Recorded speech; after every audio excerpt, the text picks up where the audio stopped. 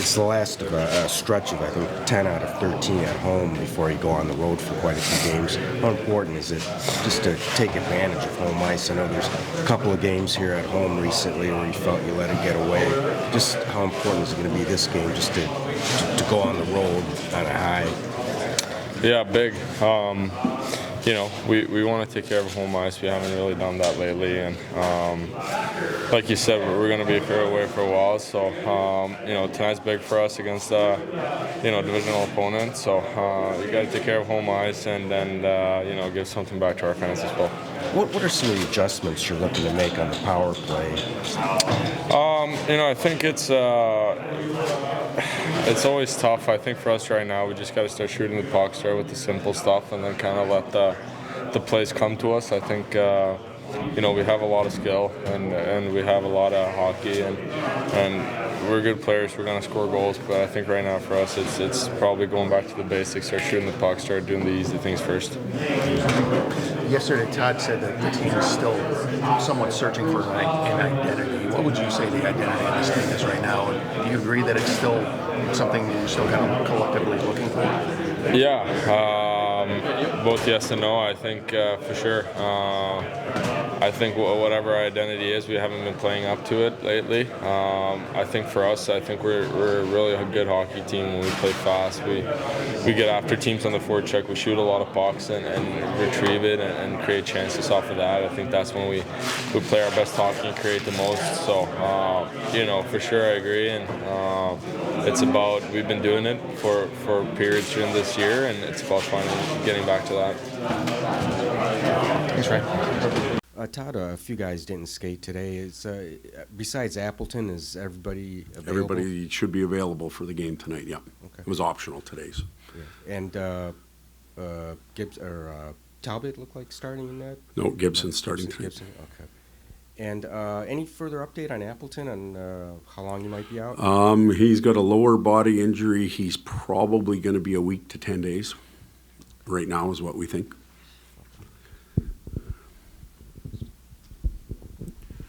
Just over the last couple of games since Patrick Kane has come back from his injury, obviously he's had several good chances that just unfortunately didn't go in. What have you liked the most about his game, even though he hasn't found the back of the net recently?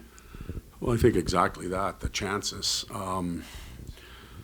If I was a betting man, I certainly would have bet on him finishing some of those, but for some reason they haven't gone in, and players can go through that. Even Patrick Kane can go through that at times. So the simple fact that he's still creating chances, when the power play is going well, it's usually going through him.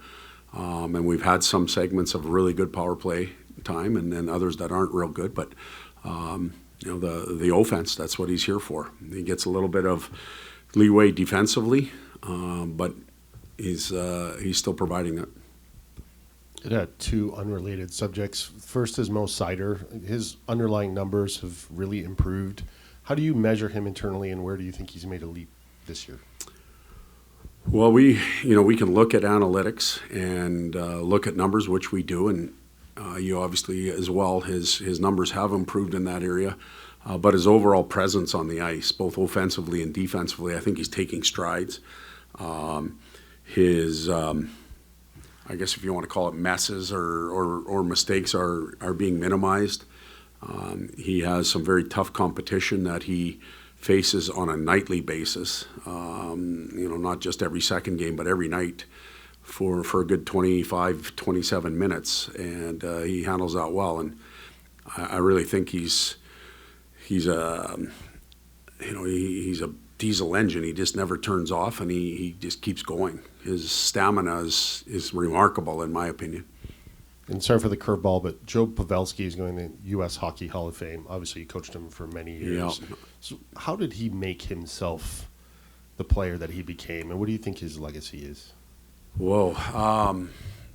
Remarkable player, good human being. He took what he had, he worked on it, he expanded it, he knew how to apply it in a game. I've talked, I think, to this group in the past about what a good practice player he was, how he picked moments that he knew he would need in the game and practice and work on it. He was an incredible teammate. I think he did that right till the end. He mentored some of the young stars that were coming up now, and they look a little like him, to tell you the truth.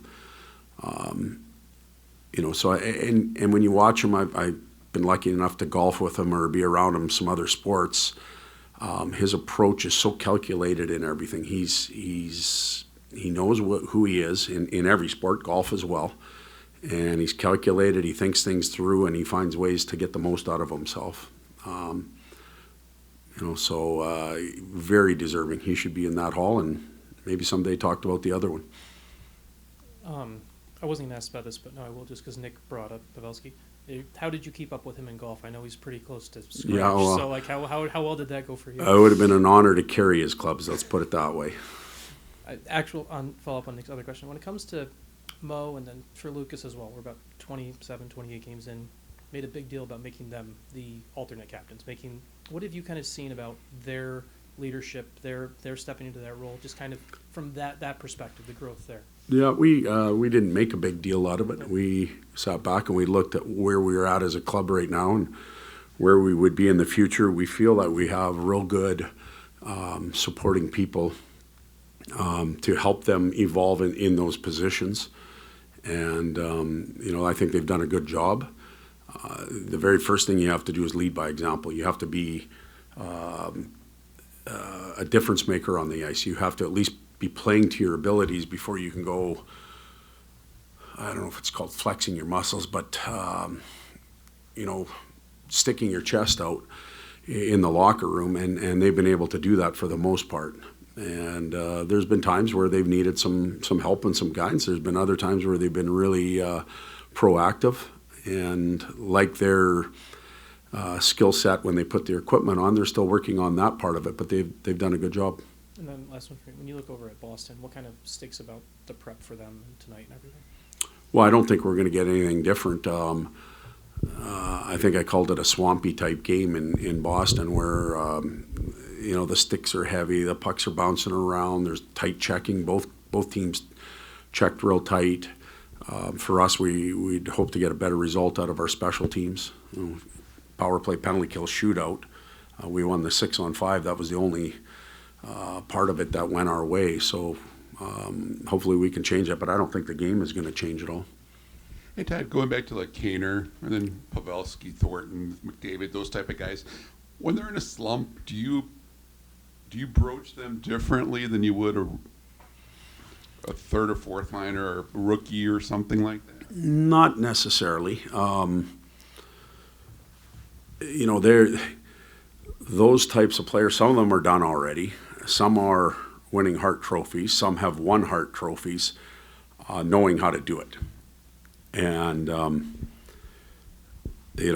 I never had that skill set. I can help them with things, or we as a staff can help them with things, but that open net or that moment where you got to make a quick decision, shootouts for prime example. I'm not going to tell Patrick Kane where to go on a shootout. That would be a disaster. So we have to know our limits as coaches, and they have to know their limits as players. We got to work on it together, and so that's. Do you find those guys are easier to deal with, or to work with, or whatnot? It depends on the moment and the situation. It really does. Sometimes you have to have hard conversations with Hall of Fame type players, and they're not easy to have, but you have to have them. And my experience is, for the most part, they're quite respectful, and they understand, and they sometimes know before you even do. Along those same lines, I talked to both Patrick Kane and Marco Kasper just about going through the scoring slumps, and Kaner kind of brought up Marco in the way that he's helping him through it. But for a guy like Marco, to see one of the best in the game going through something like that, like how valuable is it for him to have a guy like Kaner kind of coaching him through it? Yeah, it's not valuable at all, really, because we don't want them to be going through it. So I know what you're asking me, but there's the wrong way to word it. we don't want to look like we're enjoying that. But as a 20, 21-year-old who had the world by the tail last year, and things were just going in for him, and everything was happening positively. To look over and know this guy's going to the Hall of Fame, and he's got cups and he's got all that other stuff, and to see him sometimes not putting it in the net, I don't know if it's satisfying, but Kaner will work with him, and maybe Marco can offer Kaner something too. But